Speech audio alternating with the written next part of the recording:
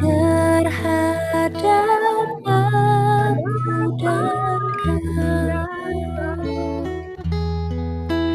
Hai mari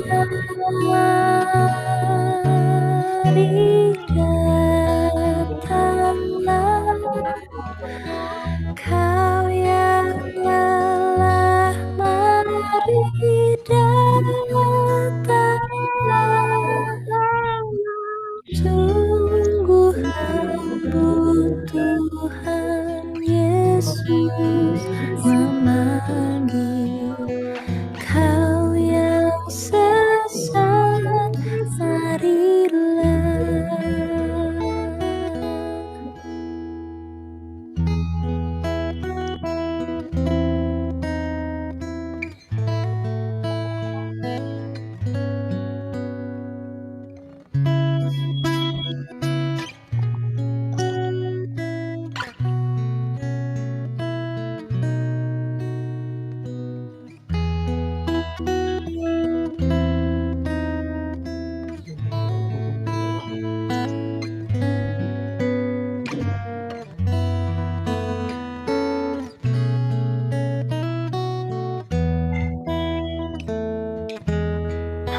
Hai mari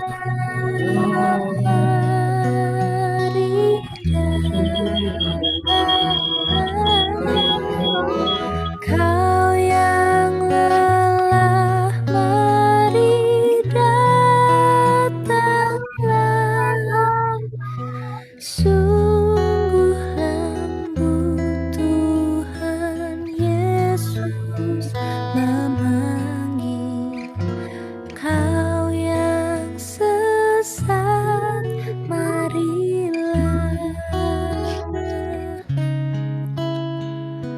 Kau yang sesat, marilah.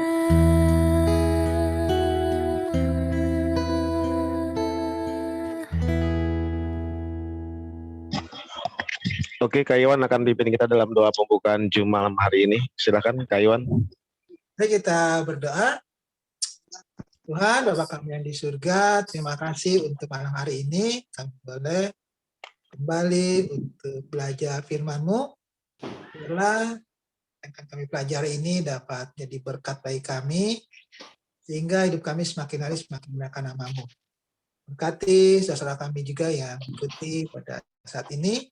Biarlah berkat Tuhan juga berlimpah pada kami semua, dan juga yang akan ikut di waktu selanjutnya, biarlah mereka juga mendapatkan berkat dari Tuhan. Terima kasih Bapa, dalam nama anak Yesus Kristus dan bersama kami berdoa.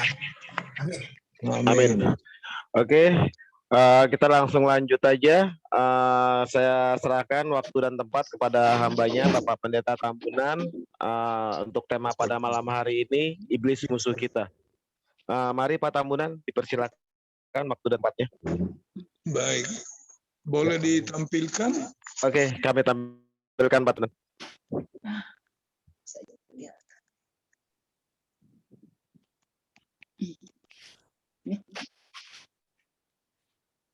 Bagaimana sudah?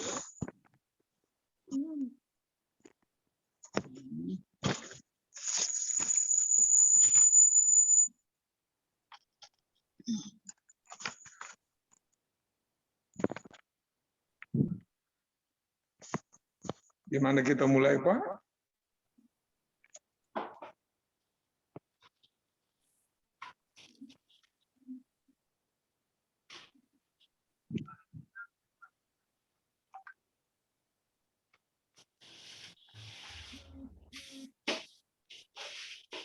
Baik, saya sudah lihat. Boleh? Silakan Pak Tambunan. Baik, terima kasih. Selamat malam semuanya. Baik. Jadi judul pelajaran kita pada malam hari ini dalam Zoom meeting itu iblis musuh kita. Yang pertama Romawi, kita melihat itu bahwa benar-benar ada. Benarkah bahwa iblis ada? Benarkah bahwa iblis itu satu pribadi? jawaban untuk kedua pertanyaan itu terdapat dalam Alkitab, yaitu iblis memang sungguh-sungguh ada. Dan iblis adalah suatu pribadi yang pasti. Iblis adalah satu pribadi. Dari mana kita tahu? Dari bagian A-nya di sini, Wahyu 12 ayat 9, dia menyesatkan. Dari Wahyu 12 ayat 10, dia mendakwa. Yesaya 14 ayat 12 sampai 15, ya, dia mempunyai kehendak. Yohanes 13 ayat 2, dia berbisik di hati Yudas untuk mengkhianati Yesus, ya. Efesus 6 ayat 11, dia punya tipu muslihat. Ya, di dalam Yohanes 4:4 memang dia mendustai. Dari ayat-ayat yang dikutip ini menunjukkan bahwa dia sesungguhnya adalah pribadi. Karena ciri-ciri pribadi itu punya kehendak, ya, keputusan diri sendiri, dia punya perasaan. Jadi seperti Roh Kudus itu roh. Tetapi walaupun roh, dia adalah pribadi. Dia berkata, dia memoteraikan, ya. Iya. Dia didustai. Seperti dalam Kisah Rasul 13 1-2-3, dia memilih memanggil orang untuk jadi utusannya. Nah, iblis juga adalah satu pribadi, ya.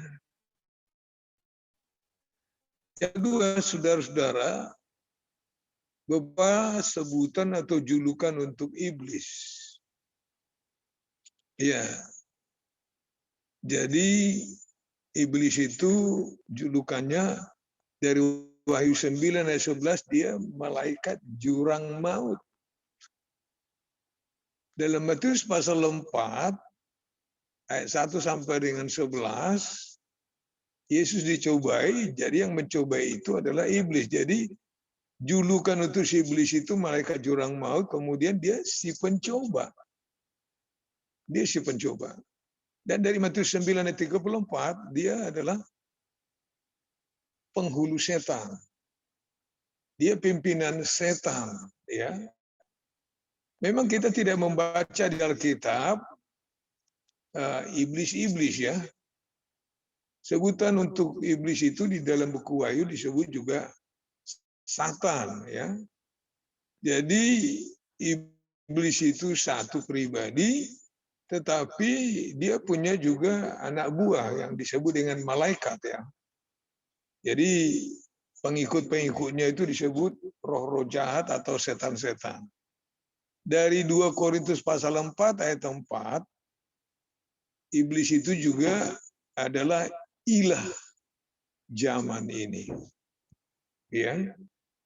Dan di dalam 1 Yohanes pasal 2 ayat 14, sebutannya juga adalah si jahat. Kalau terjemahan lama itu memang si Dajjal, ya. Oke. Efesus 2 ayat 2, dia adalah penguasa kerajaan angkasa. Jadi masuklah kita ke bagian yang ketiga. Apa pekerjaan iblis? Ya. Wahyu 12 ayat 9, dia menyesatkan seluruh dunia, ya. Jadi dia menyesatkan. Kemudian Wahyu 12 ayat 10, dia mendakwa orang percaya, ya. Bahkan dikatakan mendakwa para pengikut Kristus siang dan malam di hadapan Allah. Dan kita bersyukur walaupun dia mendakwa kita di hadapan Allah, tapi ada Yesus Kristus sebagai pembela kita. Ya. Jadi membesar kita. Efesus 2 ayat 2, dia menggoda orang percaya, dia menggoda orang maksudnya, supaya durhaka, berontak kepada Tuhan. Itu pekerjaannya, ya. ayat yang terkenal juga itu Ayub 1 ayat 6 sampai 12, Ayub 2 ayat 1 sampai 6, hapus saja itu P-nya itu ya. Dia memang mencobai ya. Memang Tuhan mengatakan Ayub itu adalah orang yang saleh, jujur ya. Dan dia memang ditanya, "Ayub dari mana?"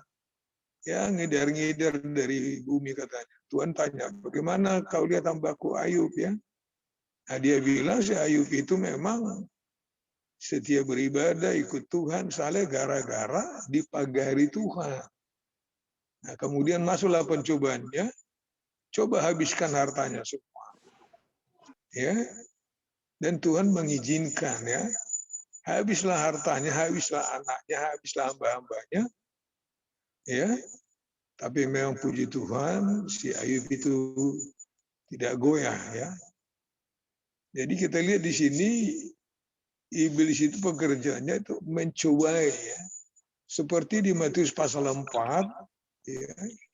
Iblis datang ya setelah Yesus berpuasa mencobai Yesus ya. Dalam 2 Korintus pasal 4 ayat 3 sampai 4 ya. Nanti dikoreksi itu tulisannya ya. Dia membutakan pikiran orang-orang ya, membutakan pikiran orang-orang supaya tidak percaya kepada Tuhan Yesus. Supaya tidak melihat cahaya Injil ya. Itu pekerjaan dia. Dalam Lukas 8 ayat 12 ya, ini memang perumpamaan penabur. Jadi iblis itu kerjanya mengambil firman Allah dari hati orang yang mendengar firman Tuhan sehingga orang itu tidak percaya dan diselamatkan. Oke.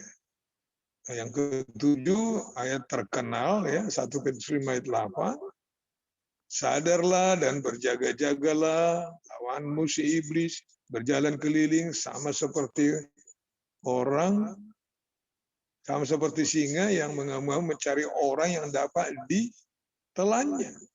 Jadi 1 Petrus 5 ayat 8 kerjanya itu mencari orang untuk dia kuasai, untuk dihancurkan ya. 2 Korintus 11 ayat 14 ya, pekerjaannya itu menyamar sebagai malaikat terang. Ya, dia menyamar. Kalau dia kelihatan mengerikan, orang lari ya. Tapi cara kerjanya itu ya dia menyamar ya. 2 Korintus 11 ayat 3 dia memperdaya dengan kelicikannya supaya orang itu pikirannya sesat. Nah, dalam konteks ini memang ini si Hawa ya diperdaya oleh iblis melalui ular di taman Eden. Ada kutipan di bawah, membuat keraguan atas firman Allah dan berusaha menodai anak Allah menjadi pekerjaan iblis yang terus-menerus. Ya, itu di dalam Kejadian pasal 3, 1, 2, 3, 4 ya. Jadi iblis itu datang kepada Hawa dan bilang, tentulah firman Allah begini, buka. Ya, kemudian dia bilang, ya, kamu kalau makan tidak akan mati, kamu akan menjadi serupa dengan Allah. Jadi itu iblis menanamkan keraguan-raguan atas firman Allah, ya. Dan sampai sekarang metode dia untuk menjatuhkan orang seperti itu. 4. Cara iblis dikalahkan. Ya. Karena dia musuh kita perlu dikalahkan ya. Dari 1 Yohanes 4 ayat 4 di situ dikatakan kamu telah mengalahkan nabi-nabi palsu itu ya.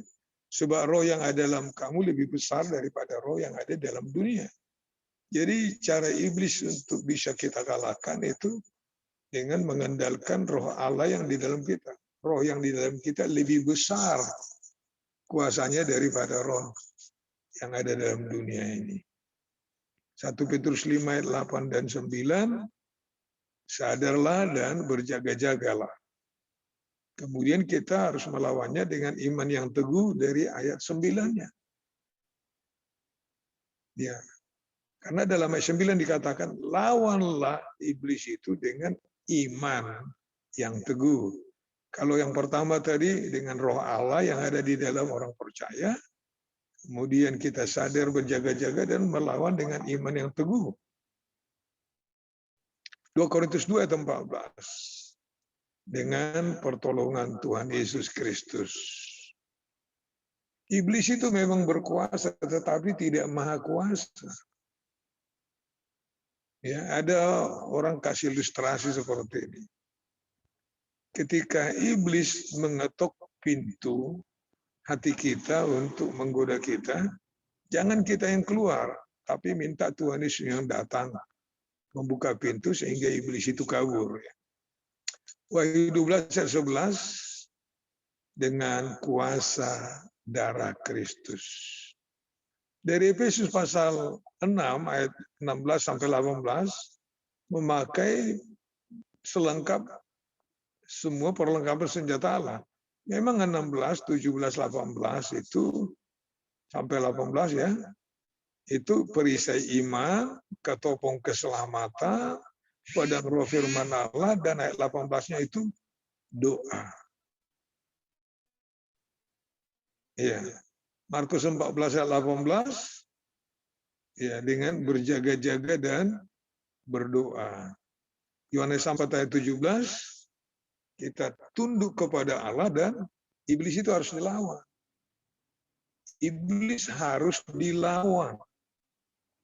Ya, perlengkapan senjata Allah sudah dikasih kepada kita dan kita disuruh melawan iblis.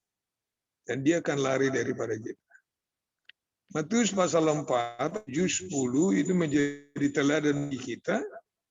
Ketika 3 kali Yesus Kristus dicobai, dia selalu mengutip ayat firman Tuhan. Selalu dia mengatakan, ada tertulis, ada tertulis, ada tertulis. Jadi saudara-saudara, ada teladan kita lihat di situ dari Yesus Kristus bahwa dia menghafal ayat dan mengutip ayat ketika dia mengalami pencobaan iblis ya. Memang dari Matius 4, 7, 10 itu kan, itu mengenai soal ya keinginan daging, keinginan mata, keangkuhan hidup ya. Tapi semua itu bisa ditangkis dilawan Yesus Kristus dengan memakai firman Tuhan. Dari Mazmur 119 ayat 9 dan 11, Daud bilang, dalam hatiku aku menyimpan janjimu supaya aku jangan berdosa terhadap engkau. Ayat 9-nya, dengan apa orang muda mempertahankan kelakuannya bersih dengan menjaganya sesuai dengan firman-Mu. Ya, memang kalau dihubungkan dengan Efesus pasal 6, memang pedang roh itu adalah firman Allah. Jadi pedang itu nyerang, perisai itu memang bertahan. Jadi cara mengalahkan iblis itu banyak senjata yang dikasih kepada kita dan memang ada roh Allah juga diberikan kepada kita. Saudara-saudara, Allah sudah menetapkan firman-Nya sebagai senjata utama dalam peperangan rohani. Kita ada musuh secara rohani. Ya. Allah sudah menetapkan firman-Nya sebagai senjata utama dalam peperangan rohani. Yesus mengutip firman untuk menolak serangan-serangan iblis. Tetapi lebih penting daripada hanya mengutip, dia berdiri teguh di atas kebenaran firman-firman itu. Demikian saudara-saudara. Pertanyaan, mungkin kita boleh diskusikan ini. Pertanyaannya adalah, ya selain iblis, apalagi musuh orang Kristen? Ya, jadi sekian dulu Bapak Cahyo dan kawan-kawan semua. Mungkin ada yang mau menambahkan, ada yang mau bertanya atau kita mau berdiskusi. Kalau pelajaran seperti ini di sekolah Alkitab ini 1 semester, saudara-saudara. Tapi kita ringkaskan di sini 20 menit atau 25 menit. Terima kasih Pak Cahyo. Oke, terima kasih Pak Tambunan untuk bahan diskusi kita pada malam hari ini tentang iblis musuh kita. Jadi di sini juga saya cuman kembali untuk meringkas ya. Jadi dari bahan kita ini, pertama itu iblis benar-benar ada. Yang kedua ada beberapa julukan untuk iblis. Ya, sebutkan. Yang ketiga pekerjaan iblis. Nah ini yang memang gawat ini pekerjaan iblis ini, Gawat. gitu kan? Ya. Terus yang keempat, tapi walaupun gawat ada caranya gitu kan. Pak Tambunan juga ngasih kiat-kiat lewat firman Tuhan yang sudah diringkas dalam bentuk diskusi kita pada malam hari ini. Cara kita biar iblis itu bisa dikalahkan kan kayak gitu. Ya. Itu semua ada poin-poinnya. Jadi teman-teman yang memang nggak pegang bahan secara real bisa dibuka lagi Zoom kita nanti. Akan saya share juga nanti di YouTube, akan saya bagikan juga nanti semuanya, jadi bisa dilihat ulang lagi kalau memang nggak pegang bahannya. Ini sebenarnya kiat-kiat kita bisa mengalahkan iblis, begitu ya Pak Tambunan sebenarnya intinya Pak ya. Iya. Ya, jadi sebelum saya buka diskusi ini pada teman-teman di sini juga kebetulan yang hadir juga banyak pentolan-pentolan kita Pak Tambunan, ada Pak Marlin, ya ada Bang Evan, ada Bang Sahala Solin, ada Bang Iwan, ada Karmono, nanti ada Pak Karmono juga, banyak lah sebenarnya, ada Cahyo juga Pak Tambunan. Amin. Iya. Amin. Oke, jadi ada Bapak Sayoko juga, itu juga ini guru besar ya, Bapak Sayoko, iya. Profesor. Jadi, oke, saya mulai dulu aja dari tamu kita ya Pak Tambunan ya, Bapak Sahala Solin mungkin bisa menanggapi sekalian. Ini ada pertanyaan ya Pak Sahala, selain iblis apalagi musuh orang Kristen? Monggo Pak Sahala dikomentari. Terima kasih. Harap jangan bilang si Rizik ya. Ya. Oke, mari Pak Sahala Solin, apa dengar suara kami?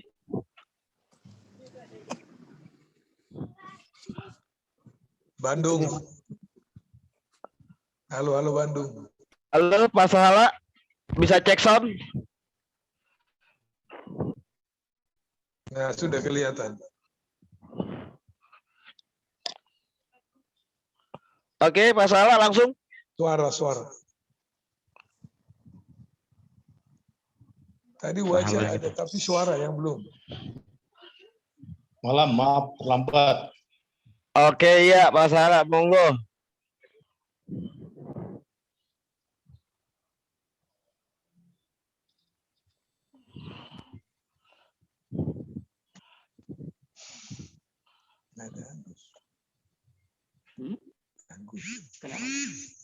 Oke, apa sudah siap Pak Sahala?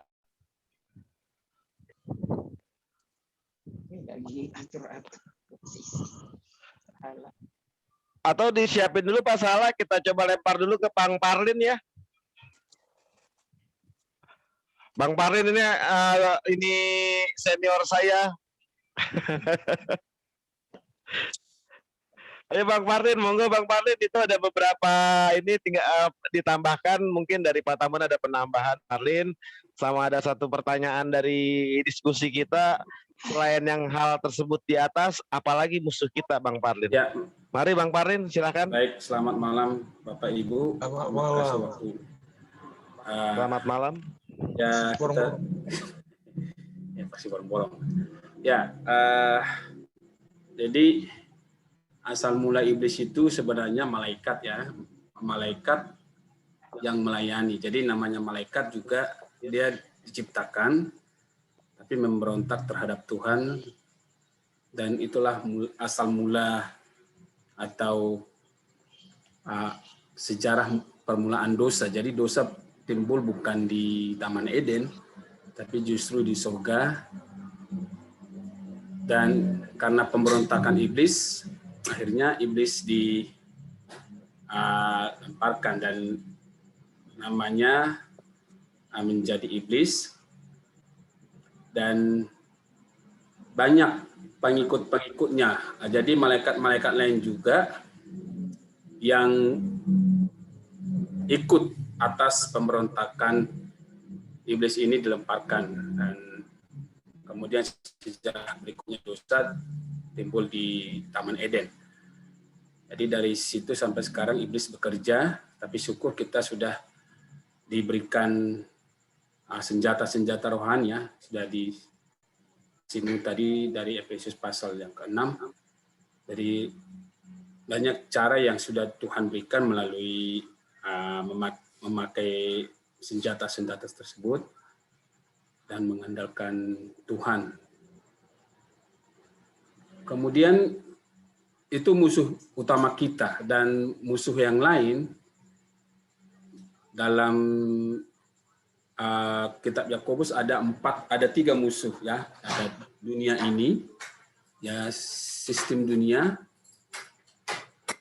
nah itu menjadi kita sehari-hari. Kemudian keakuan ya, kedagingan kita, manusia lama kita juga. Tapi semua itu dikontrol oleh musuh utama kita, yaitu iblis. Jadi dari 3 musuh ini kita bisa kalahkan dengan pertolongan Tuhan dan dengan memakai senjata-senjata yang sudah diberikan oleh Tuhan kepada kita. Itu aja mungkin Pak, terima kasih. Oke Bang Parlin, jadi kalau tadi Bang Parlin membahas dari mulai asal dari iblis, dari malaikat ya Bang ya, dan jawabannya itu kalau itu sesuai dengan Alkitab ya Bang ya, juga sama ya, keinginan mata, keinginan daging, dan keangkuhan hidup ya. Begitu ya Bang Parlin ya tambahannya. Ya Pak. Oke, makasih Bang Parlin atas tambahannya, masukannya juga. Terima kasih. Nanti mungkin bisa kembali lagi ke Bang Parlin kalau ada yang mau bertanya atau apa, bisa dibantu kita semua. Karena ini memang bentuknya diskusi, kita bisa sama-sama saling mengisi, saling membantu. Ada yang nggak tahu bisa dikasih tahu, ada yang nggak tahu boleh bertanya gitu ya. Jadi sebelum saya lempar ke pertanyaan nanti, siapa yang ada mau bertanya? Mungkin kita coba dulu lagi tambahan dulu dari Bang Sahala Solin. Udah siap Bang Sahala? Oh, Bang Sahala soundnya rusak katanya, tadi udah ada ininya. Oke. Mungkin coba kita ke Pak Evan aja dulu ya. Ya, halo, bisa Pak Evan, dengar? monggo. Bisa Ya, dengar? bagus Pak Evan, silakan. Ya, bukan menjawab pertanyaan karena tadi sudah dijawab musuhnya orang Kristen ya atau orang percaya selain daripada iblis. Yang saya mau tambahkan ini dari firman Tuhan di Petrus dikatakan iblis itu berjalan keliling sama seperti singa yang mengaum-aum. Itu menunjukkan dia aktif. Jadi firman Tuhan tidak berhenti di situ bahwa dia aktif, dia semangat cari orang yang bisa ditekan, tapi firman Tuhan juga bilang kita ada perintah, lawanlah. Itu. Jadi di situ kan ada perintah kita nggak boleh diam, tapi kita melawan dengan iman. Ya, ada memang tadi juga perlengkapan senjata Allah. Jadi kita harus mengerti kalau kita diam, iblis tuh bekerja. Nah, kalau kita misalnya tidak melawan seperti Yesus dicoba iblis dengan firman Tuhan atau dengan iman yang teguh sesuai dengan 1 Petrus itu, yang ada kita akan kalah. Nah, ketika kita kalah ya kita gagal, ketika gagal ya kita berdosa, dan ketika berdosa justru kita kena hukuman Tuhan. Ya, jadi contoh terbaik Tuhan Yesus lawan iblis dengan firman Tuhan. Tapi di Petrus itu lawanlah iblis juga dengan iman yang teguh. Artinya kita harus sadar iblis itu sangat-sangat aktif. Dan dia bertujuan untuk mencari orang yang dapat ditelan. Nah, misalnya diarahkan kepada hamba Tuhan, ya sekali hamba Tuhan gagal biasanya ya sulit bisa dipakai lagi.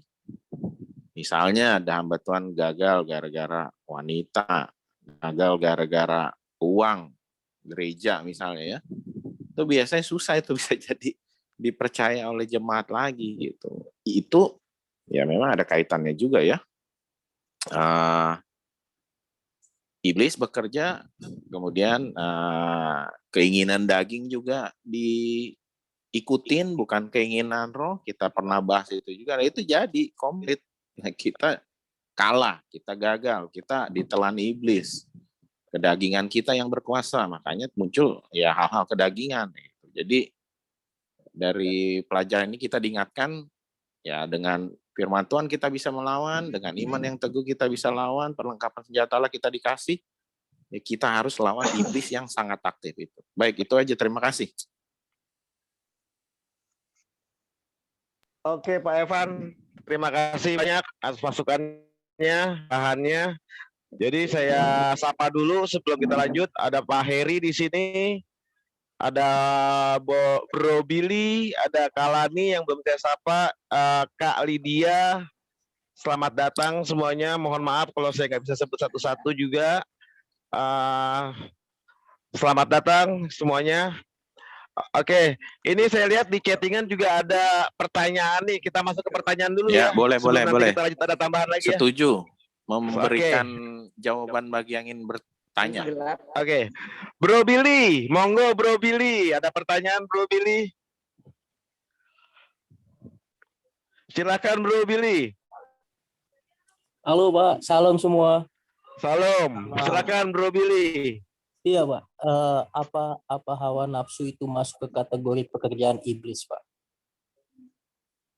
Dalam arti seperti mengejar target yang kita tuju atau kebutuhan yang belum tercapai otomatis membuat kita jadi mengejar supaya harus tercapai gitu loh Pak. Ada lagi Bro Billy? Ya itu. Jadi nafsu sebenarnya nafsu karir kayaknya nih Bro Billy ya. Alternatifnya itu Pak. Ya, kayaknya sih seharusnya kalau kayak Bro Billy ini harus nafsu makan yang harus diinin Bro. Biar gemukan dikit ya. Oke, ini yang ditujukan ke siapa enaknya Bro? Kalau menurut Bro Billy yang enak? Ke Pak Evan boleh. Pak Evan, oke Pak Evan, monggo Pak Evan. Ya, baik. Ini pendapat saya ya. Kalau nafsu itu harus dibedakan dengan kebutuhan. Kalau misalnya bekerja di perusahaan dan perusahaan kasih target, saya pikir sepanjang itu tidak melanggar aturan nomor 1, aturan Tuhan, firman Tuhan, ya saya pikir tidak masalah dan kita tidak menghalalkan segala cara gitu. Nah, kadang-kadang kan nafsu itu dilampiaskan dengan menghalalkan segala macam cara. Apa? Misalnya nafsu terhadap lawan jenis, nafsu terhadap memiliki barang tertentu. Nah, kalau misalnya tadi dibilang bagaimana dengan target yang mesti dicapai, saya pikir kalau misalnya itu dari perusahaan tempat kita bekerja, saya pikir kita kesaksian yang baik kalau kita bisa mencapai target itu. Lagi dengan menghalalkan cara-cara yang atau segala macam cara dilakukan gitu. Apalagi yang memang jelas-jelas itu bertentangan dengan firman Tuhan. Misalnya, bisa kasih contoh. Kita dikasih tugas sama perusahaan, kasih target. Kemudian kita ambil hari Minggu misalnya untuk tetap kerja supaya sampai target itu. Saya pikir itu udah jadi dosa gitu. Tapi kalau misalnya itu dikasih target, kita bisa melakukan dalam koridor kebenaran, tidak melanggar firman Tuhan, tidak menghalalkan segala macam cara. Saya pikir kalau kita sampai di target itu, justru kesaksian kita bagus sebagai orang Kristen. Orang Kristen bekerja dengan baik, mampu berprestasi. Seperti itu. Tapi kalau nafsu dalam arti itu sudah di luar kebenaran ya, yaitu seperti nafsu terhadap lawan jenis, atau misalnya nafsu untuk memburu barang sesuatu, saya pikir itu Alkitab juga udah bilang itu salah. Kalau misalnya mengenai uang, ya orang memburu uang justru banyak jatuh dalam dosa ya. Dan memang akar dari segala kejahatan itu cinta uang. Jadi harus bisa dibedakan Pak mengenai nafsu. Jadi nafsunya itu dalam arti Kalau saya sih pikirnya kalau kata nafsu itu yang saya dengar itu udah konotasi negatif ya. Kecuali nafsu makan seperti Pak Cahyo bilang. Nah itu untuk kan kondisi tertentu, misalnya orang kurus, orang yang susah makan, perlu nafsu makan, atau orang yang barusan sakit kan biasanya untuk makan susah. Tapi untuk nafsu-nafsu yang lain, nafsu daging, yaitu pasti sudah gitu. Begitu Pak Billy penjelasan saya, nanti mungkin bisa ditambahkan sama Pak Tambunan, silakan. Oke, sebelum kita ke Pak Tambunan, gimana Bro Billy? Apa udah puas belum ya? Nanti biar Pak Tambunan, apa mungkin ada yang kurang puas atau ada yang belum kena gitu. Jadi intinya kalau saya tadi tangkap, jadi semua nafsu itu pekerjaan iblis ya, Pan ya. Kalau yang andai kata memang bertentangan dengan firman Tuhan gitu ya. Jadi tetap yang namanya nafsu itu pasti pekerjaan iblis gitu ya. Ya, kalau saya pikir memang dari kata nafsu aja mungkin konotasinya udah negatif begitu. Jadi kan ya tadi disinggung musuh kita tuh ada 3, dunia ini, iblis, sama diri sendiri. Nah, kalau kita bilang itu nafsu dari diri kita sendiri itu sebenarnya memang udah salah. Artinya kita sudah melanggar Tuhan. Itu maksudnya. Oke, Bro Billy gimana, Bro? Iya, Pak. Oke. Masuk, Pak. Udah, Iya. cukup puas, Bro. Sebelum kita ke Pak Tambunan, biar lebih puas lagi, dahaga keingintahuannya. Udah sih, keinget juga pesan Pak Tambunan waktu itu kan, katanya dahulu kerajaan Allah. Kan itu. Ya, betul Pak. Oke, itu firman Tuhan yang bilang sebenarnya, bukan Pak Tambunan. Cari dahulu kerajaan Allah. Nanti Tuhan akan tambahkan atau ya Tuhan cukupkan keperluan kita. Pak Tambunan, monggo. Baik, terima kasih Pak Willy. Memang seperti yang disebutkan, konotasi daripada nafsu itu kan biasanya nafsu daging ya. Galatia pasal 5 ayat 16 sampai dengan 21 itu memang itu nafsu daging itu memang nafsu dosa ya. Ini sebentar dulu Pak. Itu kalau ada HP yang nyala disingkirkan dulu, itu feedback itu suaranya. Jadi dari komputer aja, matiin aja dulu salah satunya. Oke. Ya.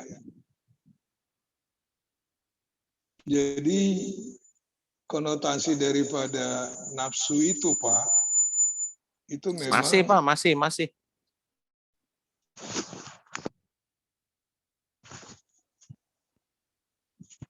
Sudah ya?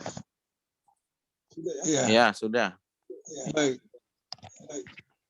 Jadi biasanya kalau istilah Alkitab, nafsu itu memang nafsu kedagingan.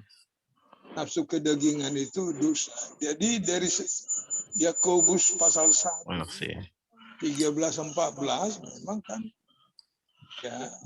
Jadi musuh orang Kristen itu kan keinginan daging, ya sistem dunia ini dan iblis ya. Jadi yang Bapak tadi katakan, bagaimana kalau kita ada ya nafsu? Saya kira bagus Pak kalau kita ganti kata nafsu dengan keinginan. Keinginan daging.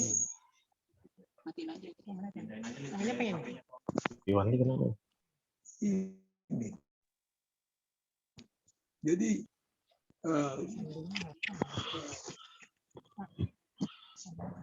ya, lanjut. Baik. Bentar, Pak. Oke.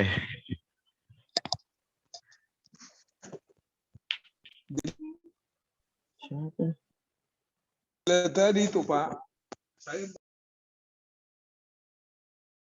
kebutuhan lebih-lebih dalam situasi seperti ini. Ya. Kurang. Kalau kita ingin mendapat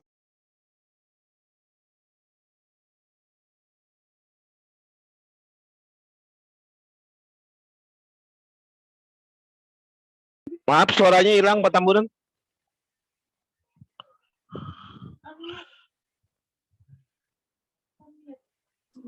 Udah hilang. Baik, sudah Pak ya? Oke, iya, thank you. Oke, sorry ya. Nggak apa-apa Pak, lanjut Pak. Jadi Pak Billy, saya mengerti kalau dikatakan sebenarnya saya kira lebih bagus pakai istilah ingin ya, ingin memelihara keluarga, dapat uang, anak disekolahkan, kontrakan rumah terbayar, ya, ada uang untuk berobat ya. Ya. Tetapi kalau dikatakan nafsu, memang konotasinya itu memang nafsu daging ya, nafsu dosa ya. Jadi kita tidak dilarang untuk bekerja, Pak. Pendeta perlu uang, gereja perlu uang, pelayanan perlu uang. Bulan Februari ini, ya, di gereja kita ada dan misi kumpul duit untuk mendukung pelayanan, ya. Jadi keluarga kita juga perlu memang cukup apa ya kebutuhan kita ya. Tapi kalau seperti dikutip Evan tadi itu sudah nafsu kita sudah ya tidak terkendali. Di dalam Alkitab dikatakan memang kalau kita memburu uang itu sudah dosa. Cari uang tidak dilarang. Ya. Dan Bapak memang mengutip tadi dari Matius 6:33, tetapi carilah dahulu kerajaan Allah dan kebenarannya, maka semuanya akan ditambahkan kepadamu. Yang saya khawatir, Pak, saya sebagai gembala yang saya khawatir, banyak orang berlindung di balik kalimat bahwa saya mesti kasih makan istri saya, ya dapur mesti ngebul, seperti itu. Tetapi saya kira salah kalau misalnya sampai kita lupa itu mengutamakan Tuhan ya. Jadi Evan memang kasih contoh tadi mengenai itu gara-gara kejar target ya, memburu uang sampai kita juga ya lupa persekutuan dengan Tuhan dan juga tidak pernah datang bersekutu di gereja. Ya. Jadi cari uang itu boleh, Pak. Memang saya kutip ya dari Filipi pasal 4 ya, Rasul Paulus di penjara, ayatnya yang ke-10, memang dia bilang, dia di penjara, dia belajar mencukupkan diri dengan apa yang ada. Saya kira penting itu, Pak. Ya, memang yang Bapak katakan tadi, dan yang Bapak kutip itu, carilah dahulu kerajaan Allah dan kebenarannya. Jadi mengutamakan Tuhan. Kalau kita mengutamakan Tuhan, tentu kita kan jaga persekutuan dengan Tuhan, pribadi, keluarga, dan kita datang berjemaat. Ya, tetapi juga untuk kita, ya itu memang kita harus kerja. Dalam 2 Tesalonika 3:10 dikatakan, tidak kerja jangan makan. Jadi memang kita harus kerja, tetapi kita juga disuruh mencukupkan diri dengan apa yang ada, belajar, tapi memang belajar mencukupkan diri ya. Tetapi dalam belajar mencukupkan diri kan jangan sampai kita kelewat batas begitu ya. Jadi jangan sampai melanggar rambu-rambu firman Tuhan begitu. Kalau kita anaknya, keyakinan saya begini Pak, Bapak juga mungkin sudah sering dengar kesaksian saya. Di dalam Ibrani 13:5-6 di situ dikatakan, janganlah kamu menjadi hamba uang, tetapi cukupkanlah dirimu dengan apa yang ada padamu. Sebab Allah telah berfirman. Firman Allah bilang apa rupanya? Sekali-kali aku tidak meninggalkan engkau, sekali-kali aku tidak membiarkan engkau, sehingga dengan yakin kita dapat berkata, Tuhanlah penolongku. Apa yang dapat dilakukan manusia terhadap aku? Sama ada Roma 8 ayat 32, Pak. Ya, Allah tidak Allah itu mengasihi kita, dia berikan anak tunggalnya. Kalau dia berikan anak tunggalnya kepada kita, ya agar kita dapat hidup kekal, masa hidup sehari-hari kita tidak dikasih. Jadi, Pak, memang harus kita tetap utamakan Tuhan dan kita tunggu bagaimana cara Tuhan untuk memelihara kita. Saya kira Bapak Sayoko boleh jadi saksi sama Ibu Sayoko ya. Saya masih pemuda, Bapak Sayoko sudah kenal saya. Jadi bagaimana sederhananya kita, tapi tetap aja kita ikut Tuhan dan memang Tuhan akan mencukupkan bahkan melimpahkan berkatnya kepada kita, Pak. Jadi optimis saja, Pak. Cari dahulu kerajaan Allah, kehendak Tuhan, utamakan Tuhan, ya. Dan Tuhan akan mencukupkan. Dan salah satu rahasianya dari Maliaki 3:10 itu Pak ya. Kalau kita memberi perpuluhan, Tuhan akan membukakan tingkat-tingkat langit, mencurahkan berkat sampai berkelimpahan. Jadi Allah tidak pernah anti orang kaya, ya. Tetapi untuk mendapat kekayaan itu kita nggak boleh memang keluar jalur ya kebenaran. Sekian Pak, itu yang dapat saya tambahkan. Oke, Bro Billy, cukup ya? Oke, Bro Billy. Jadi gampangannya gini, Bro Billy. Nyari istri 1 nggak dosa. Nyari istri kedua, ketiga, keempat itu dosa. Hampir sama, Bro Billy, kayak begitu. Oke, Bro Billy. Oke, kita lanjut. Pak Iwan, Kak Iwan, mungkin nih tadi ada tunjuk tangan, boleh Kak Iwan?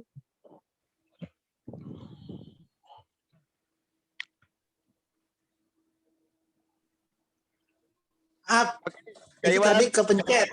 Oh, ya, tapi nggak apa-apa sekalian Kak, udah. Tinggal tambahkan boleh. Saya rasa untuk pertanyaan itu udah jelas ya, sangat jelas itu untuk dengan Pak Billy ya. Oke. Saya hanya menambahkan mengenai iblis itu sebetulnya dia kan satu, tapi anak buahnya banyak itu. Seperti kita tahu waktu orang di Gerasa kerasukan setan, itu kan legion dia ngaku, ya kan, banyak. Jadi sebetulnya mereka itu sangat banyak gitu. Dan kalau kita lihat dari cerita yang orang di Gerasa itu yang kerasukan setan, iblis atau setan itu lebih kenal Yesus daripada kita. Dia langsung ketika Yesus datang langsung dia samperin dan dia katakan, apa urusanmu? Yesus anak Allah. Nah itu. Jadi setan atau iblis lebih mengenal Yesus daripada kita sebetulnya. Dia langsung menyebutkan seperti itu. Jadi sebetulnya kita sendiri harus lebih dari setan sebetulnya mengenal Yesus, ya kan? Tapi sayangnya kita banyak yang kurang kenal. Dan yang kedua, kalau orang lebih suka dirasuki setan. Tapi kalau peristiwa di Gerasa, babi sendiri dia ogah dirasuki setan. Makanya dia lari, ya kan? Dan dia lebih baik mati, mereka lebih mati daripada dirasuki setan. Tapi sayangnya kalau kita manusia malah mengundang setan untuk merasukinya gitu. Jadi banyak orang yang malah senang sama setan daripada senang sama Tuhan. Saya rasa itu aja tambahan dari saya. Oke, Kak Iwan, memang banyak tuh yang orang demen setan tuh, Kak Iwan. Oke, sebelum kita lanjut lagi ke pertanyaan, sebenarnya saya pengen juga nih ada yang nanya cewek gitu ya. Dari pertama kali kita Zoom itu yang cewek nggak pernah nanya ya. Mungkin ada dari kaum wanita yang mau nanya gitu.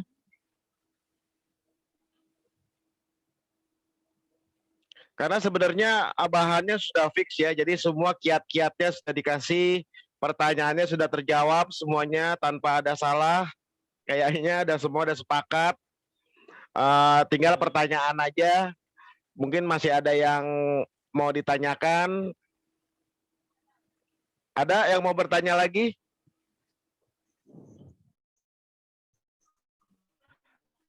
Kalau nggak ada yang mau bertanya lagi, saya kasih ke satu orang lagi untuk nambahin. Kalau nggak ada, nanti saya yang nanya nih.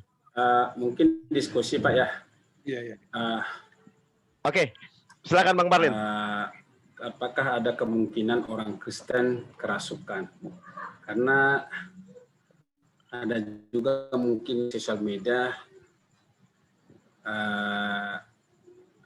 tentang kerasukan ini dan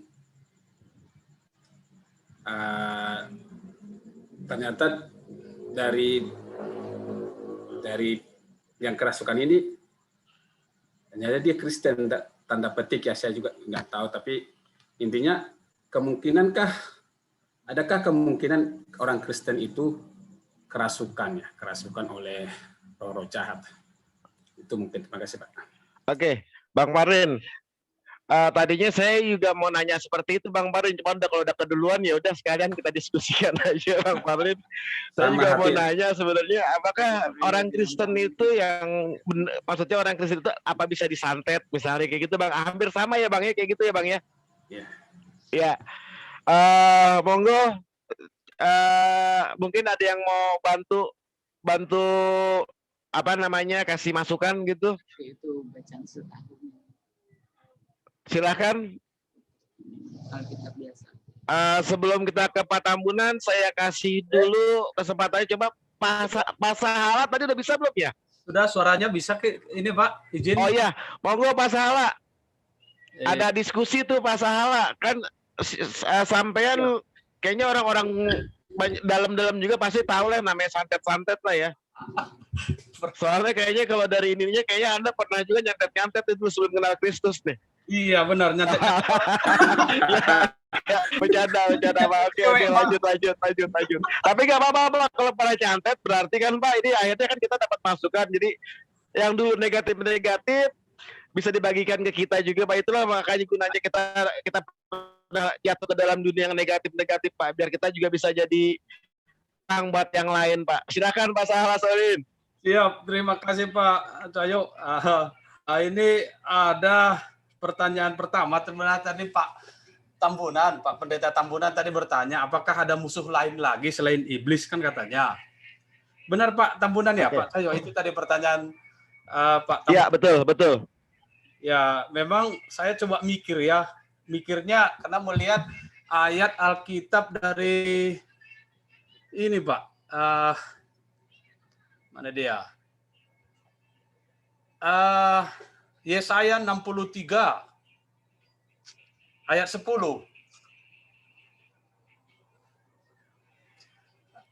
Yesaya 63 ayat 10 mengatakan begini. Memang konteksnya adalah nubuatan tentang Yesus.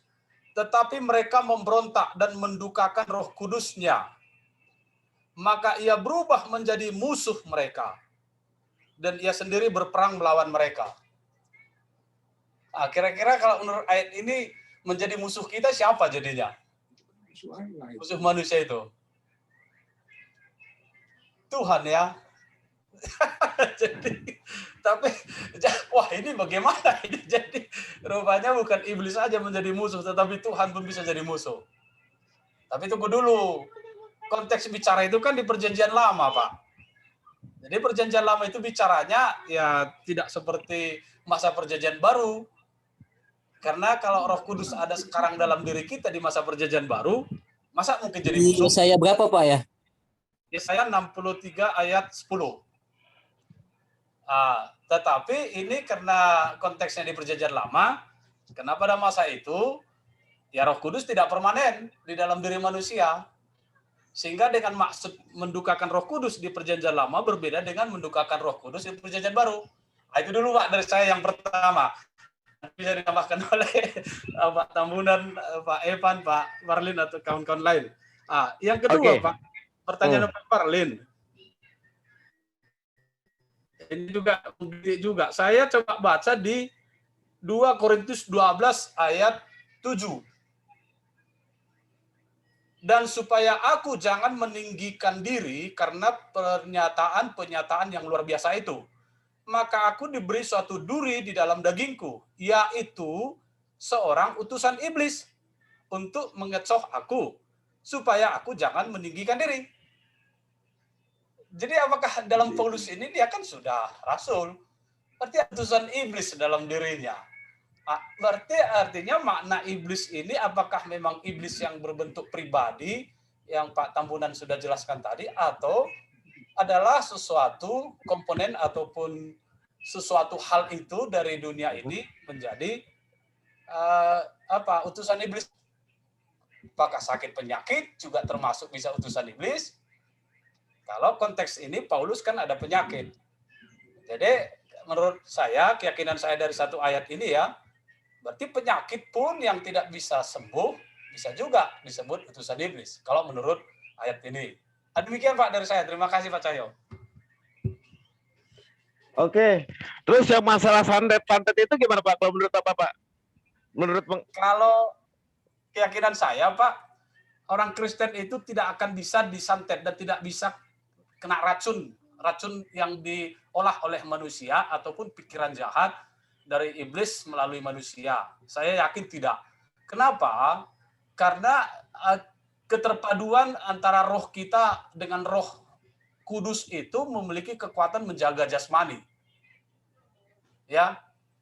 Oke. Contohnya aja lah, misalnya masa corona sekarang kan, satu sisi banyak orang yakin bahwa kekuatan daripada roh itu sendiri yang memberikan sukacita pada tubuh dapat menangkal kok. Dapat sesuatu yang menimbulkan dia tidak khawatir sehingga tidak membawa kepada penyakit. Itu dari tafsiran saya. Terima kasih Pak. Oke. Jadi kayaknya bakalan panjang nih kalau judulnya kayak begini nih. Sebenarnya memang jadi kalau tadi saya simpulkan ya Pak Sahala ya, orang Kristen nggak mungkin bisa disantet gitu ya. Jadi kalau andai kata ada orang Kristen yang kena santet, itu harus dipertanyakan kekristenannya. Begitu kurang lebih, Pak? Ya, benar. Ya, seperti itu. Oke. Oke, siapa lagi yang mau nambahkan mungkin? Pak Iwan nih yang dari Jogja nih. Gimana nih Pak Iwan? Biasa Jogja banyak yang begini-beginian. Saya kan di Palmerah. Tapi mantan di Jogja juga kan ya? Oke, mari. Habis Pak Iwan nanti Bapak saya, Pak Sayoko juga orang lama, biasanya kan tahu tentang dunia-dunia kayak gitu tuh. Pak Sayoko siap-siap ya. Tentang santet nih Pak Sayoko. Saya ya dulu ya. Iya. Santet Pak Iwan. Jadi kalau menurut saya memang kita tetap berpegang kepada apa yang dikatakan firman Tuhan ya, bahwa ketika kita percaya pada Tuhan Yesus, kan kita dimeteraikan dengan Roh Kudus, ya, Roh Allah itu. Sehingga harusnya nih orang yang sudah punya Roh Kudus, dia tidak akan bisa disantet ataupun dia nyantet orang gitu loh, karena dia sudah ada Roh Kudus, Roh Allah. Tapi kalau yang bilang orang Kristen, ya kita nggak tahu apakah dia ada Roh Kudusnya apa enggak gitu. Tapi kalau dia punya Roh Kudus, dia pasti tidak akan bisa disantet dan dia tidak akan nyantet orang. Itu dari saya. Oke, Pak Iwan. Dengar tuh Pak Solir ya, kalau emang udah orang Kristen nggak boleh nyantet orang ya. Saya setuju Pak, setuju. Ya, oke. Nggak bisa disantet juga nggak bisa. Ibarat juga nggak bisa, dipelet cewek juga nggak bisa. Oke, sebelum kita ke Pak Tambunan, Pak Sayoko dulu deh ya. Pak Sayoko aja bagaimana tuh Pak Sayoko kalau masalah santet tuh Pak? Monggo Pak Sayoko.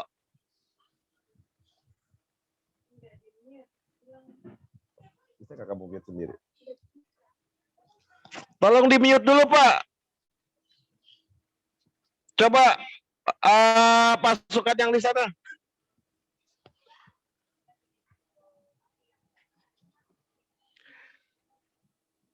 Iya, Bapak saya kok udah bisa.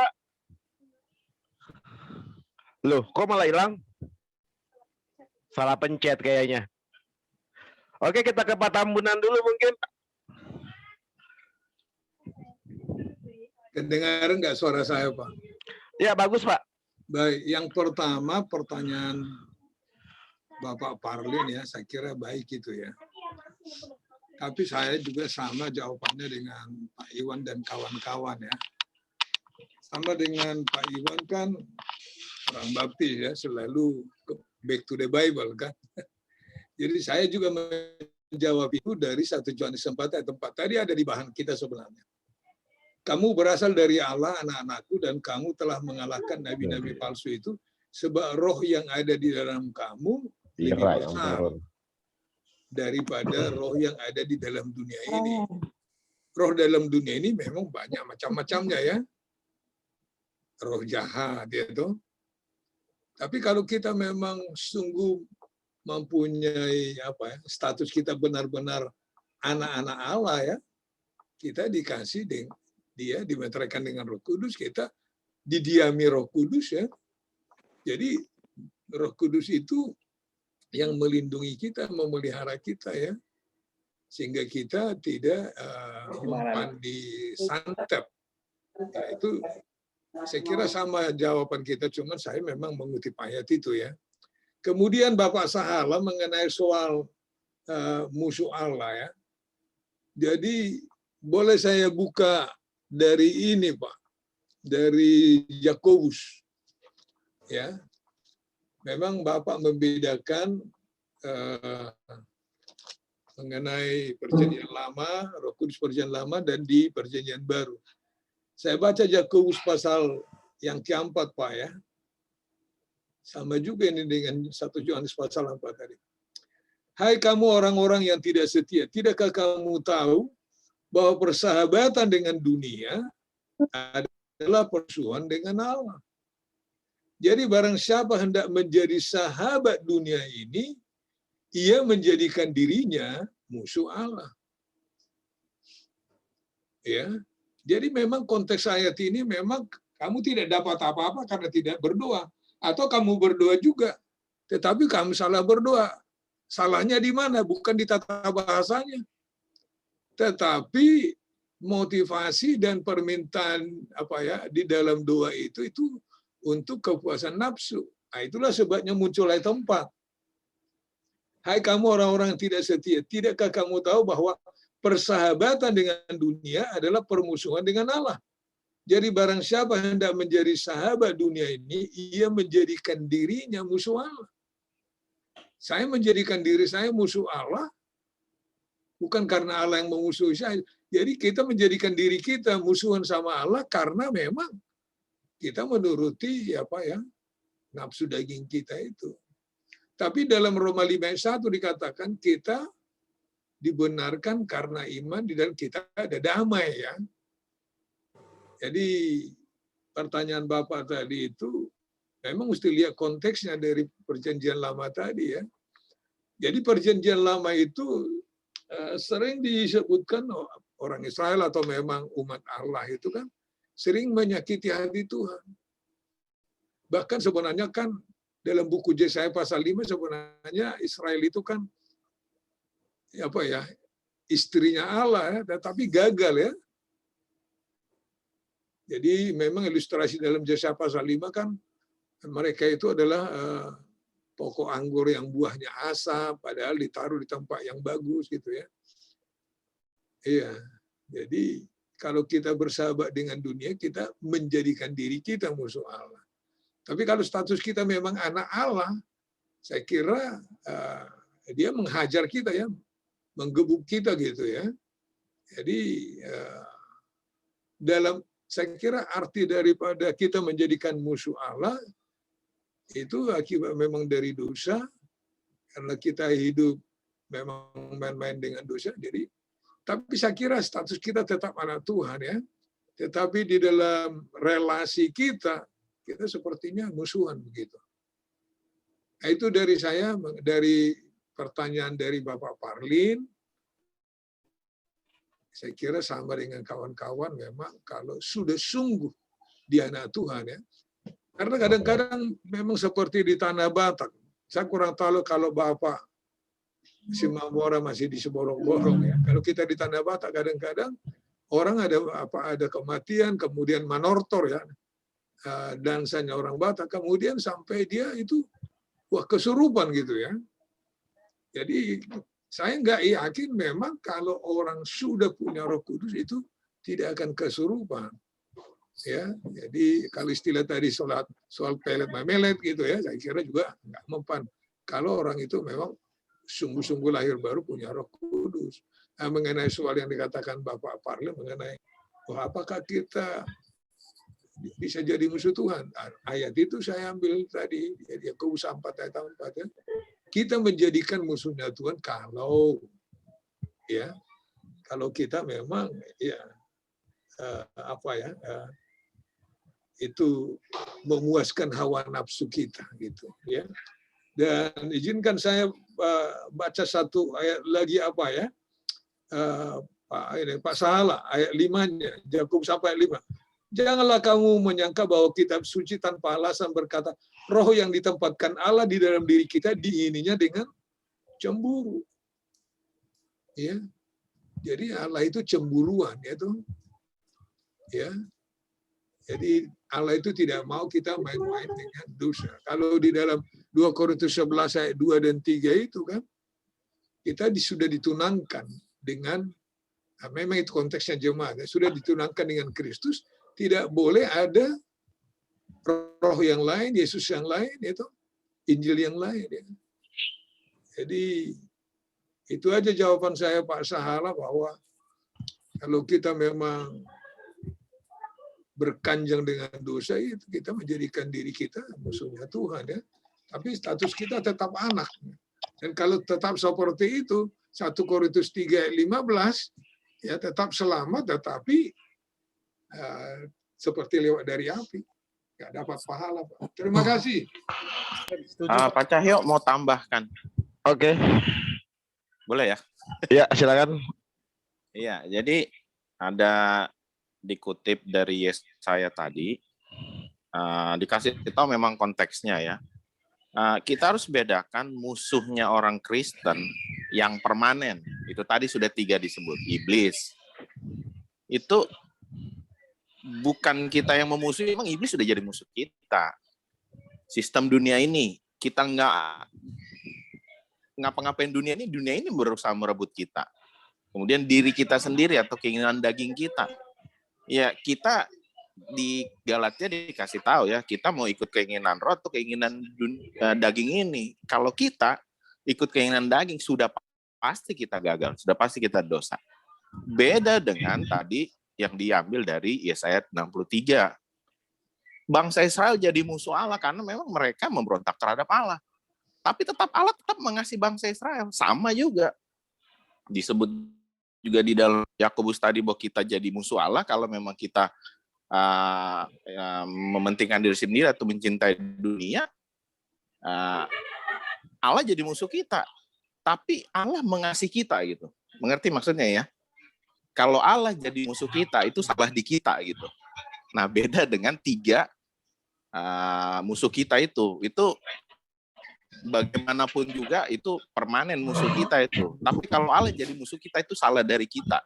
Ya. Kemudian dipilih tadi oleh Bapak Sahala mengenai Rasul Paulus yang diberikan utusan iblis, ya, penggocoh, mengocoh. Saya perhatikan di dalam bahasa aslinya itu, dalam bahasa Inggrisnya itu messenger of Satan. Oke.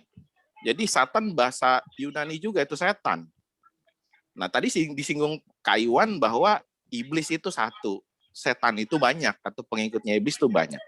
Nah, sementara yang mencoba Yesus itu adalah iblis. Bahasa Inggrisnya itu devil. Bahasa aslinya itu diabolos, bahasa Yunaninya. Jadi ada bedanya. Jadi kalau misalnya yang menggocoh atau yang memang ada di dalam Rasul Paulus sudah didoakan karena memang dia lihat penglihatan, itu ada beda dalam bahasa dari bahasa aslinya. Itu setan. Bahasa Yunani pun setan. Tapi kalau yang mencoba iblis, saya lihat juga perbandingan di Yohanes mengenai Yesus bilang kepada orang Farisi, iblislah bapakmu, itu juga devil. Itu diabolos. Jadi itu dia iblis. Jadi harus dibedakan itu. Nah, saya pikir Pak Sahala udah tahulah mengenai setan dan iblis menurut bahasa asli, karena yang sudah S3 juga. Nah, saya mau kasih tahu mengenai yang ditanyakan oleh Bapak Parlin, orang Kristen bisa nggak disantet? Firman Tuhan jelas, 1 Yohanes 4:4, roh yang di dalam kita lebih besar daripada roh yang ada di dunia. Nah, saya pernah punya pengalaman 2 kali. Nah, salah satunya pasti Pak Tambunan mungkin masih ingat. Ada anggota jemaat kita namanya Yosua. Itu adiknya Sarah, anaknya Ibu Teti Sinaga Bariang. Ditelepon katanya, dia teriak-teriak. Jadi kami datang, tuh saya sama Pak Tambunan datang ke rumahnya si Joshua ini. Dan kami lihat bahwa memang anak ini berhalusinasi ya. Sampai ngomong bahasa Arab, ngelantur dan lain sebagainya. Ya mungkin pemikiran keluarga Joshua ini kerasukan setan ya. Tapi setelah diperiksa dan dipegang itu kepalanya, badannya itu suhunya tinggi. Kemudian ya kita berdoa, tetap dia begitu, sampai akhirnya kita ambil keputusan bawa ke Bakti Mulia kalau masih ingat. Bawa masuk ke UGD, dikasih obat penurun panas normal. Itu yang saya tahu dan yang saya ingat. Dan satu lagi saya pernah ingat, kami pernah Bible Camp di Cibodas. Waktu itu masih ada almarhum Kasondang. Ada satu di antara murid sekolah Alkitab namanya Rindu. Yang saya tahu, waktu kami kumpul sama-sama malam itu di Bible Camp itu, tempat itu sangat dingin. Nah, ini satu orang sudah mulai ngelihat gejala-gejala nggak baik nih dari si murid sekolah Alkitab ini yang namanya Rindu, Karo-Karo. Kemudian dia pergi ke tenda, ada yang temanin. Nah, di situ sudah mulai parah. Dia mulai ngelantur ngomongnya sudah lain, sudah ya meracau lah dan lain sebagainya. Kemudian acara kita Bible Camp hentikan, kami semua datang ke tenda dan memang melihat bahwa sudah, kalau orang lihat itu orang pasti menilai kesurupan dan teman-teman kita banyak yang salah. Ada yang bilang dalam nama Yesus, ada yang nyanyi darah Yesus Maha Kuasa. Tidak ada perubahan. Malah memang makin parah saya lihat ya, matanya dia itu, bola matanya itu yang hitam seperti naik ke atas tinggal yang putih. Dan dia sangat keras, maksudnya dia meronta-ronta, sudah ditahan, sudah dipegang. Selidik punya selidik, rupanya dia kedinginan. Ditambah yang saya dengar lagi, dia terlambat makan atau belum makan waktu acara itu, sehingga dia makin, suhu tubuhnya makin tinggi. Tambah lagi saya dengar informasi belum lama putus dengan pacarnya. Jadi yang saya mau katakan ada bedanya antara kalau orang Kristen seperti berhalusinasi dan orang mengatakan bahwa atau menyangka bahwa dia adalah kerasukan setan, padahal dia suhu tubuhnya naik dan akhirnya jadi ngelantur. Mungkin kalau waktu masa kecil disebutnya step ya, tapi kalau sudah dewasa itu dia menjadi berhubungan dengan cara berpikirnya atau cara dia ngomong. Dan setelah saya bilang di cover, ditutup dengan selimut, baju panas, dikasih air teh panas, berangsur-angsur normal. Ya, tidak baca jampi-jampi, dinyanyiin lagu Darah Kristus Maha Kuasa, tidak ada perubahan, dibilang dalam nama Yesus kayak orang karismatik, tidak ada perubahan.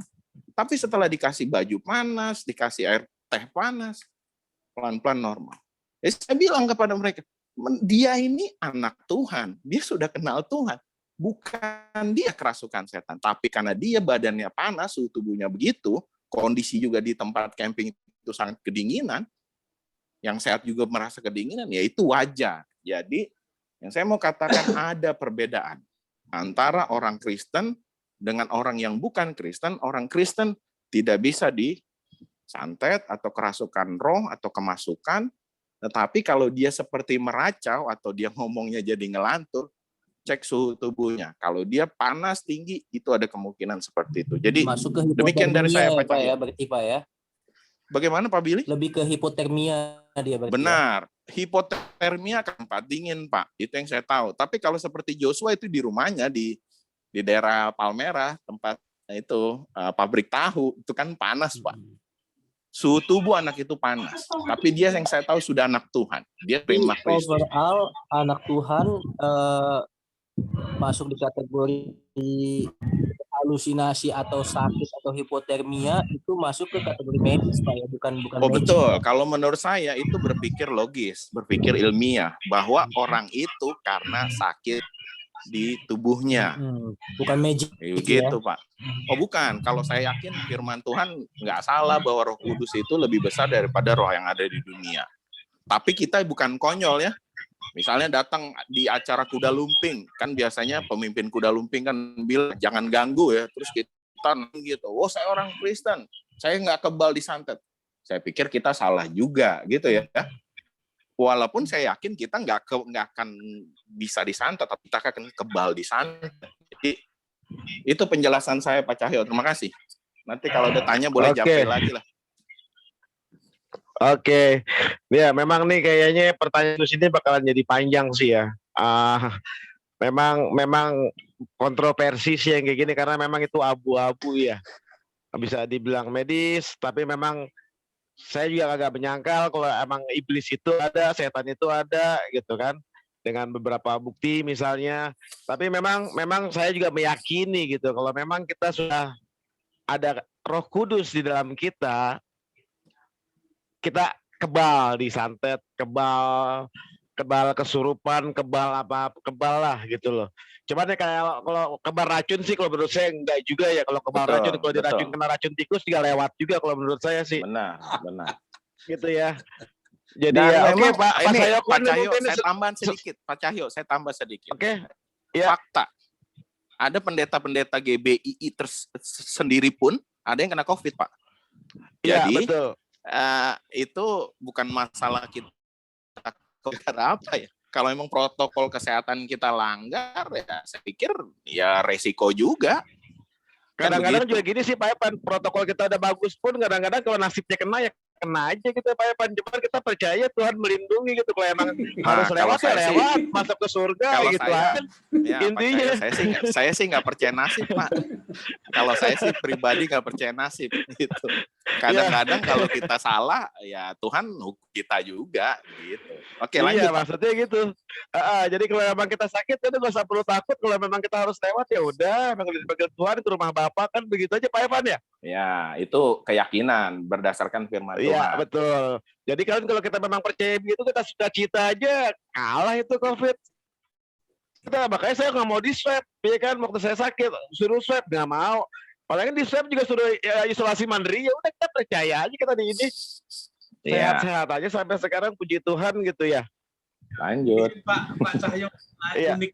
Oke. Saya memang setuju apa yang Pak Evan bilang.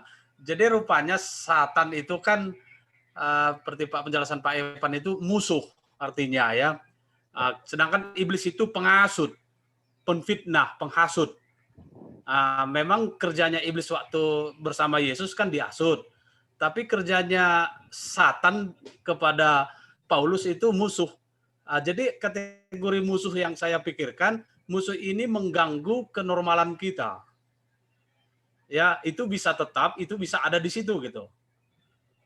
Jadi artinya memang bagaimana kerja kita bersama dengan Roh Kudus, dengan Tuhan itu untuk apakah kita menghindarkan musuh itu atau melawan musuh atau memang melepaskan diri dari musuh. Apakah penyakit itu musuh kita atau orang lain musuh kita atau apapun.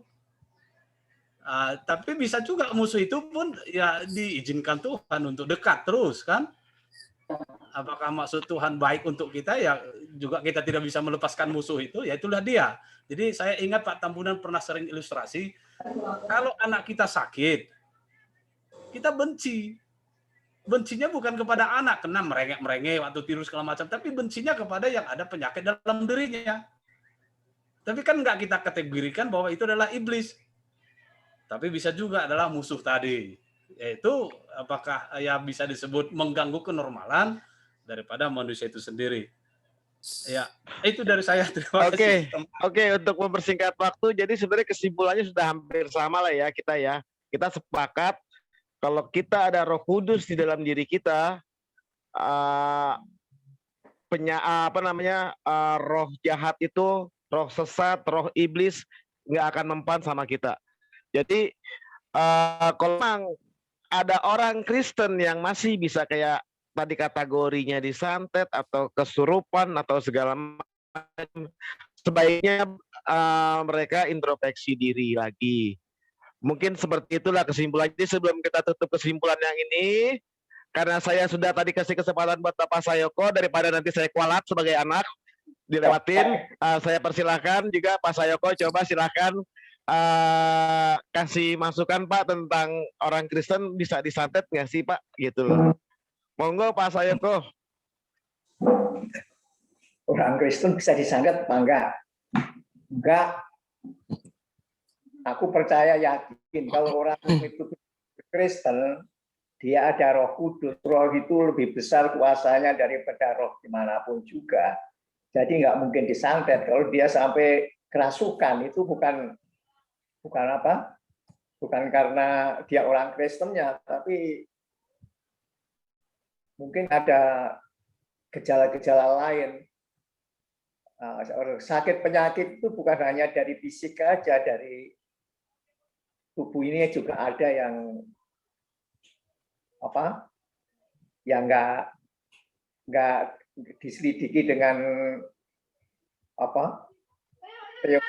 Tapi nggak ada penyakit, tapi kok sakit, itu bisa terjadi.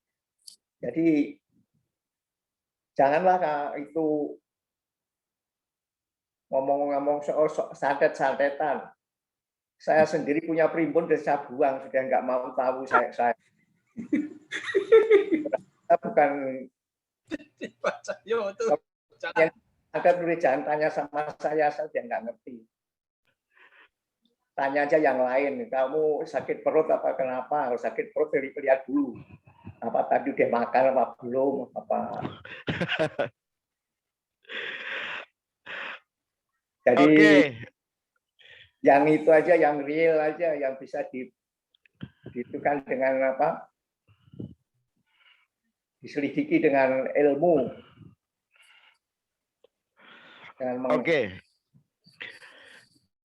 Oke, Bapak saya kok cukup. Ya, udah teruskan. Oke, ya, jadi sebagai informasi ini ya, Bapak saya ini memang dulu penganut kejawen kuat. Kita dari keluarga Kiai sebenarnya. Bapak kakek saya itu guru silat, guru kanuragan. Jadi mungkin makanya saya bilang saya percaya setan itu ada, bisa nyantet, bisa segala macam. Kami percaya kalau di dalam Roh Kudus, kita ada Roh Kudus di dalam kita, itu semuanya nggak ada apa-apanya, kecil. Itu Bapak saya yang sudah buktiin. Banyak yang bilang marah lah, apalah, sampai rumah saya katanya ada kerajaan jin lah, apa segala macam. Dia sampai sekarang aman-aman aja gitu. Jadi nggak ada itu. Kalau orang Kristen itu, kalau kesimpulan kita selama masih ada Tuhan Yesus, kita ada Roh Kudus, kita nggak akan bisa santet. Cuman kita masih bisa kena pilek, batuk, gitu ya Pak. Apa saya jadinya ya? Pilek, batuk, COVID aja masih bisa gitu loh. Karena itu memang penyakit normal, semua orang bisa kena, nggak cuma orang Kristen aja, begitu ya, Pak saya kok ya. Ya. Oke. Jadi kesimpulannya kita Pak Parlin, saya kembalikan ke Pak Parlin. Pak Karmono ada tambahan nggak Pak Karmono? Kalau sama yang agak apa namanya senior, kalau kagak ngomong nggak enak nanti saya kuat juga sama Pak Karmono. Mau nggak Pak Karmono mungkin kalau mau ini?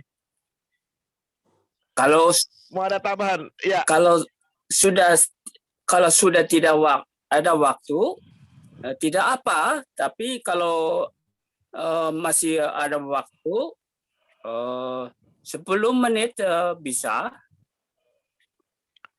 Kalau saya tawar boleh nggak Pak Karmono? Ya.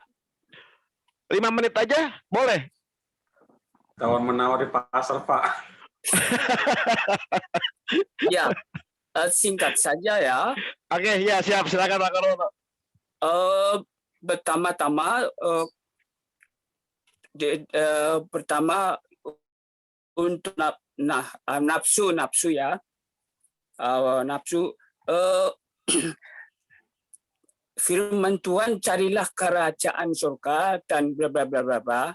Tetapi firman Tuhan ada ayat mengatakan hormatilah atasanmu. Tetapi hari Minggu kalau memang suruh kerja hari Minggu turut atasannya.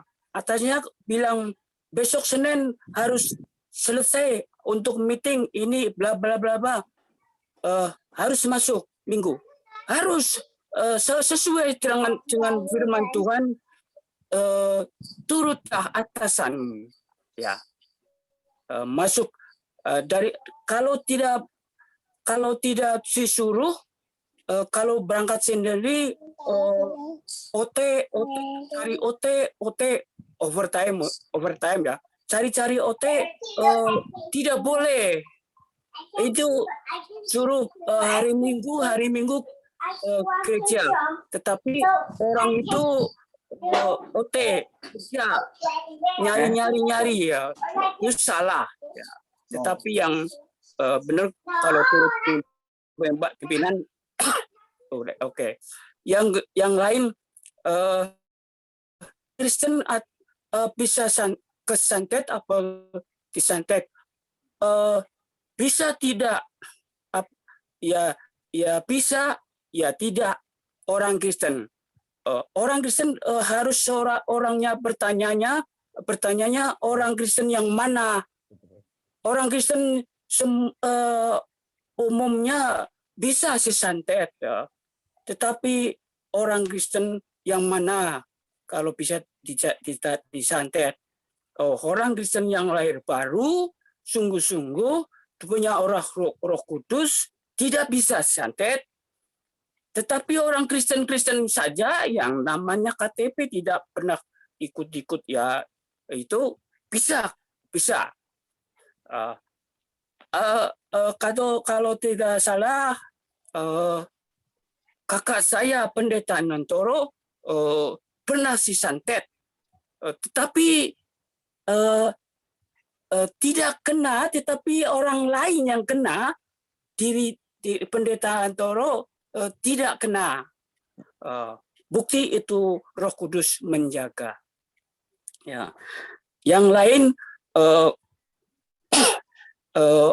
orang kesurupan apa itu, ya ada tiga macam.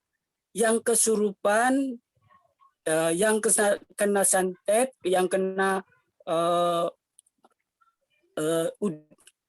tidak. Istri saya lagi sedang di rumah sakit waktu masih hidup. Pulang saya, rumah ini rumah apa? Rumah itu padahal rumah sakit, ya. Ngomongnya ngaco. Anjing Ciko di sini, anjingnya disuruh ke sini, padahal di rumah sakit. Ngomongnya ngaco, tapi tidak itu tidak kesurupan, ya. Artinya sakit, ya. Tetapi Roh Kudus menjaga sehingga sembuh. Tetapi itulah yang dengan singkat saya masih panjang, tetapi bicara saya masih tidak bicaranya saya tidak bagus, belum bagus, ya. Terima kasih doa-doanya supaya saya lancar lagi, ya. Terima kasih. Ya, kita yang terima kasih banyak Pak Karmono atas masukannya. Jadi sebelum kita kembalikan ke Pak Tambunan sebagai penutup, sebenarnya kesimpulannya sudah sama ya kalau masalah yang ini. Cuman mungkin Bang Parin mungkin ada tambahan lagi Bang Parin dari Bang Parin sendiri. Jadi kesimpulannya hampir semua dari Bang Parin. Monggo Bang Parin sebelum kita kembali ke Pak Tambunan dan kita tutup. Ya, silakan Bang Parin. Jadi saya juga keyakinan saya tidak mungkin orang Kristen, cuman saya bukakan ini supaya lebih terbuka lagi gitu, karena ada juga kasus yang disampaikan oleh Pak Evan, ternyata ada bukan karena kerasukan, karena sakit gitu. Itu aja, terima kasih Pak.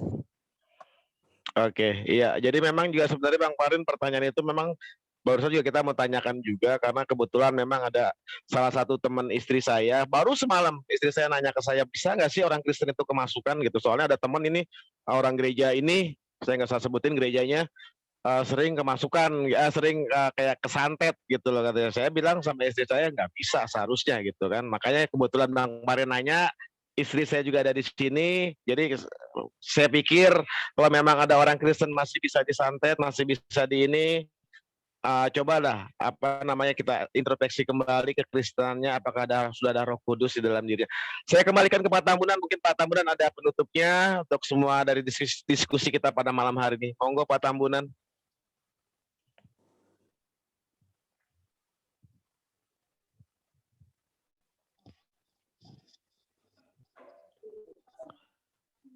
Ya, Pak Tambunan. Nggak dengar apa-apa Pak. Enggak, itu ada. Bajunya kelihatan maksudnya.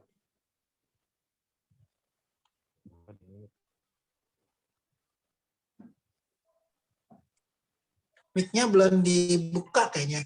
Ya, dibuka dulu Pak. Kamu nggak bisa buka.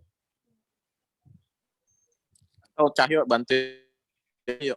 Ayo. Nggak bisa dari sini, Pak. Udah. Ya. Sudah. Oke, saya baca ya. Matius 25 ayat 41. Ia akan berkata kepada mereka yang di sebelah kirinya, nyala dari hadapanku, hai kamu orang-orang terkutuk, nyala ke dalam api yang kekal yang telah disedia untuk, tolong perhatikan kalimat ini, sedia untuk iblis dan malaikat-malaikatnya. Iblis itu satu, anak buahnya banyak, itu yang disebut malaikat-malaikatnya. Istilah yang dipakai dalam Injil, ya malaikat-malaikatnya itu roh-roh jahat atau setan-setan. Itu aja Pak Cahyo sebagai tambahan bahwa memang iblis itu satu, itu komandannya, ya itu penghulunya, ya. Tapi waktu dia jatuh banyak juga yang ikut. Itulah sebabnya dikatakan iblis dan malaikat-malaikatnya. Jadi orang Batak Pak menyebut malaikat itu suruh-suruhan. Memang itu Alkitabiah Pak, di dalam Ibrani pasal yang pertama memang malaikat itu disebut juga pesuruh. Jadi iblis dan malaikat-malaikatnya, ya. Jadi malaikat-malaikatnya itu jamak Pak. Jadi waktu iblis jatuh, memang tadi Bapak Parlen sudah menyinggung kejatuhan itu ya. Jadi salah satu yang membuat iblis itu jatuh kan karena kesombongannya ya. Kemudian dia ingin menyamai yang maha tinggi. Dia selalu mengatakan I will ya. Aku hendak. Jadi iblis itu punya will ya, punya kehendak ya. Jadi itulah iblis itu pribadi. Jadi intro yang pertama tadi kan apakah iblis itu ada? Ada. Dia makhluk roh ya, tetapi dia adalah pribadi. Ya. Jadi mungkin saya nyanyikan satu lagu sekolah minggu. Awas iblis musuh kita. Jadi itu aja Pak. Oke, ya Pak Tambunan. Iya. Bilang itu ini. Awas iblis musuh kita. Iblis musuh kita. Oke, Bro Billy ya. Bro Billy deh, saya ada satu lagi Bro Billy. Saya jadi ingat Parto Bro Billy. Jadi iblis itu kayak nyamuk Bro Billy. Nyamuk juga gitu. Nyamuknya satu, temennya yang banyak kalau kata Parto. Koloni, itu ya Bro Billy ya. Koloni. Iya.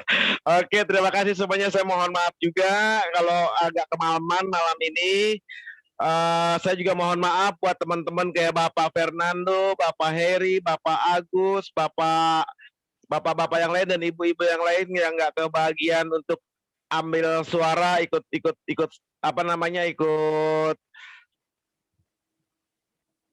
berbicara karena waktunya memang kurang. Saya harap di 2 minggu lagi teman-teman dari Fernando dan kawan-kawan dan teman-teman sekolah Alkitab juga bisa bantu ikut andil suara juga. Pak Aron, selamat datang, baru kelihatan Pak Aron. Mohon maaf nih kalau belum dapat suaranya, belum bisa ikut apa namanya sumbang saran, nggak ada waktunya, mohon maaf. Di 2 minggu lagi mudah-mudahan nanti kita kasih kesempatan buat teman-teman anak-anak sekolah Alkitab, teman-teman kaum pria udah ikut bicara juga nanti ya. Kita usahakan semuanya biar semuanya ikut andil, ambil bagian aktif di dalam Zoom meeting kita malam hari ini. Sebelum kita tutup acara Zoom meeting kita pada malam hari ini, saya minta tolong Bapak Agus yang dari tadi nggak kedengeran suaranya untuk tutup dalam doa. Sebelum kita tutup di dalam doa, coba dibuka semuanya dulu dong kameranya. Kita mau foto-foto Cheers semuanya ya, senyum, jangan ada yang cemberut. Tuh kayak Kalani, cakep bener Kalani. Aduh. Pak Cahyo bisa Pak aja. Heri. Mohon maaf juga nih Pak Heri, enggak tuh Kalani bener. Belum bisa ikut pertanyaan ya. Besok ya, 2 minggu lagi. Oke, Bos. Oke, teman-teman semuanya. Ayo senyum, buka kameranya.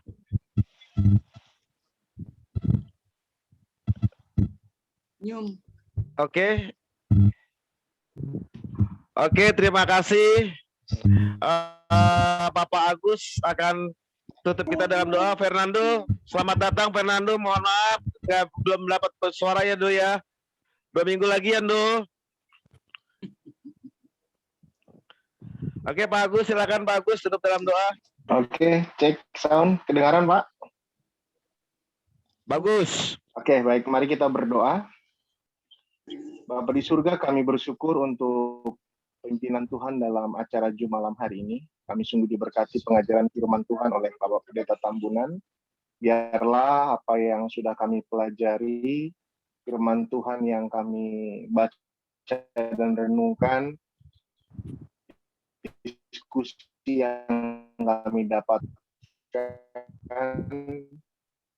itu menambah dari Ibu dan semua, dari kesehatan, kekuatan, dan perlindungan dari Tuhan. Dan kami semua yang hadir pada malam hari ini, biarlah Tuhan juga yang memberkati kami. Berkati saudara-saudara kami yang tidak bersama kami, biarlah di acara Jum mendatang mereka bisa berpartisipasi dan bersama-sama juga di dalam kami mempelajari firman Tuhan. Terima kasih Bapak, kami serahkan malam ini, istirahat kami malam ini juga, biarlah kami boleh tidur dengan nyenyak. Esok jika Tuhan kehendaki, biarlah kami boleh bangun dengan tubuh yang sehat. Di dalam nama Tuhan Yesus, kami mengaku dosa kami, dalamnya yang kudus kami berdoa. Amin. Amin. Selamat malam. Selamat malam. Selamat malam semuanya. Terima kasih Pak Tambunan.